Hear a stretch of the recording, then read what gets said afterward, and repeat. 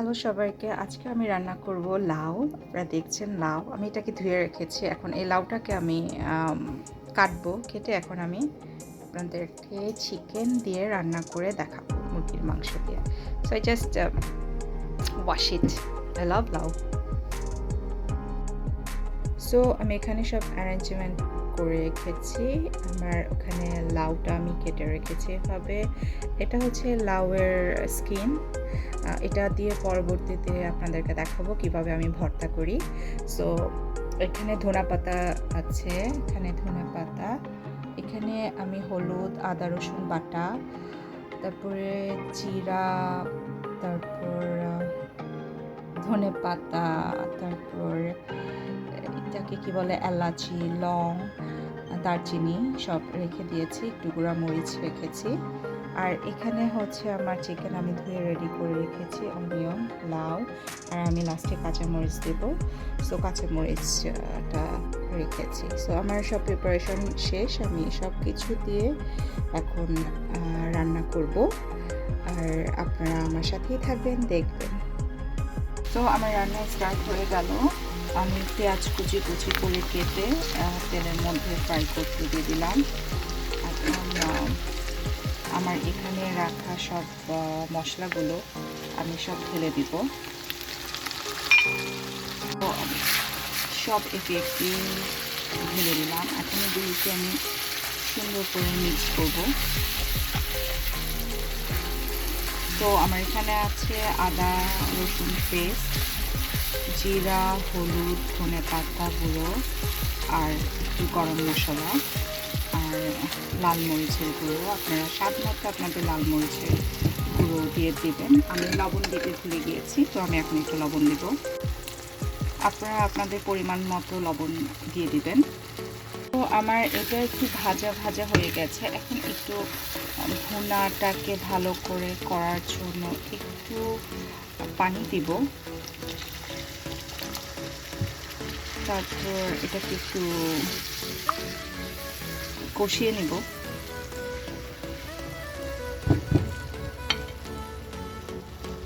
এখানে কষানো শুরু হয়ে গেছে। আমি জাস্ট একটু বলতে চাচ্ছি, একটু মৃদু আঁচে এটাকে কষাতে হবে। রান্না মজা হয় মশলা কষানোর উপরে।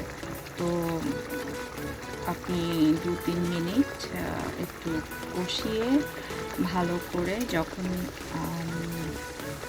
মশলাগুলো নিচে নেমে আসবে, তেলগুলো উপর উঠবে, তখন কষানো হয়ে যাবে। তো ভালো মতো কষিয়ে তারপর সব কিছু আমাদের একসাথে দিতে হবে। তো এখন আমি ওয়েট করছি 2-3 মিনিটের মতন। আপনাকে একটু নাড়ার মধ্যে রাখতে হবে। সো এখানে দেখা যাচ্ছে আমার খাওয়াটা, আমার মশলাটা হয়ে যাচ্ছে। এখন আমি এখানে মশলাটা ভেতরে আস্তে আস্তে সব কিছু দেবো। প্রথমে আমি দেবো চিকেনকে। তো এখানে আমি আমার চিকেনগুলোকে দিয়ে দিব।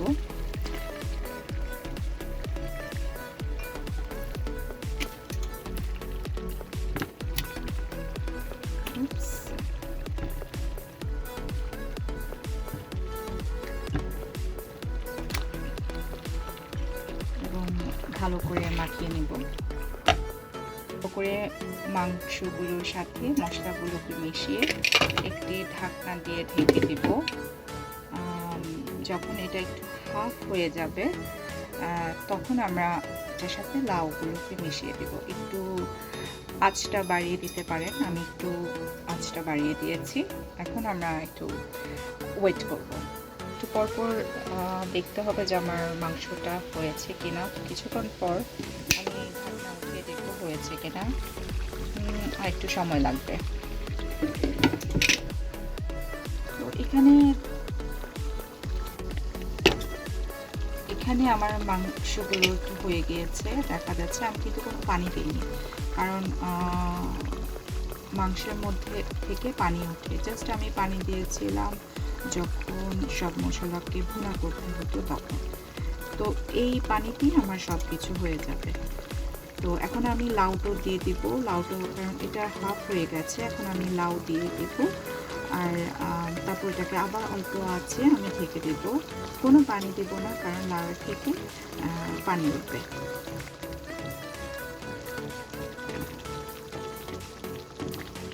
নাড়াচাড়া করে একটু মিক্সড আপ করে দিয়েছি। এখন আমি ওয়েট করব। তো এর ফাঁকে আমার এখন নামাজের সময় হয়ে গেছে, আমি একটু নামাজ পড়ে আসব। আর তো এখানে দেখা যাচ্ছে মাংস থেকে পানি উঠেছে, লাউয়ের থেকে পানি উঠেছে, আমাকে এক্সট্রা কোনো পানি দিতে হয়নি। তো অলমোস্ট হয়ে গেছে, বাট আমি আরও অনেকক্ষণ রাখবো মাংসটাকে ভালো করে হওয়ার জন্য, লাউটাকে আরেকটু ভালো করে হওয়ার জন্য, লাইক 5 minutes to 10 minutes। আমি ধনে পাতা দিয়ে দিচ্ছি একটু স্মেল আসার জন্য, আর কিছু কাঁচামরিচও টপে দিয়ে দিয়েছি। তো আমি এখন চুলাটি বন্ধ করে দিব। বন্ধ করে দিয়ে আমি ঢাকনা দিয়ে রাখবো। তো ওটাতেই দেখা যাবে হয়ে গেছে। আমি এখন বন্ধ করে দিব চুলা আর ঢাকনা দিয়ে দেব। সো রান্না শেষ হয়ে গেছে, এটা কিছুক্ষণ আমি দমে রাখবো, তারপর আমি এটাকে সার্ভ করব। তো গাইস, হয়ে গেল আমার মজার ইয়াম্মি ডিশ, লাউ দিয়ে মুরগির মাংস দিয়ে। তো আপনারা বাসায় এটা ট্রাই করবেন, আর অবশ্যই আমাকে কমেন্ট করে বলবেন কেমন হয়েছে। তো হয়ে গেল আমার মজার ইয়াম্মি ডিশ, লাউ দিয়ে চিকেন দিয়ে। এটা আসলে খুব মজা, আমি এটা ট্রাই করলাম। আমি আসলে কালকে সবে বরাতের জন্য রুটি দিয়ে, চালের রুটি দিয়ে খাবো। আপনারা ভাত দিয়েও খেতে পারবেন। আপনারা অবশ্যই আমাকে কমেন্ট করে জানাবেন বাসায় রান্না করে কেমন হয়েছে। তো থ্যাংক ইউ ভেরি মাচ আমার রান্নাটা দেখার জন্য।